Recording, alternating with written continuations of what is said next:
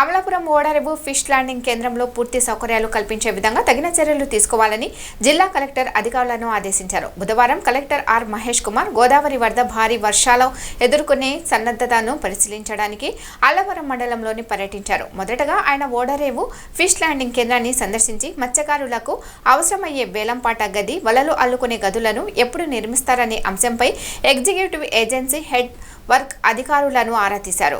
Fish landing కేంద్రంలో జెట్టి నిర్మాణం పూర్తయిందని, మిగిలిన పనులు త్వరలోనే పూర్తి చేస్తామని అధికారులు కలెక్టర్కు తెలిపారు. పాడైన షట్టర్స్ స్థానంలో కొత్త షట్టర్లు ఏర్పాటు చేసి రైతులకు, సమీప గ్రామాలకు ముంపు సమస్యలు లేకుండా చర్యలు తీసుకోవాలని అధికారులకు సూచించారు. ఈ కార్యక్రమంలో Allavaram MRO Narasimharao, MPDO Krishnamohan, Odarevu sarpanch Malladi Mangayamma, irrigation drainage head worker అధికారులు, సచివాలయ సిబ్బంది తదితరులు పాల్గొన్నారు.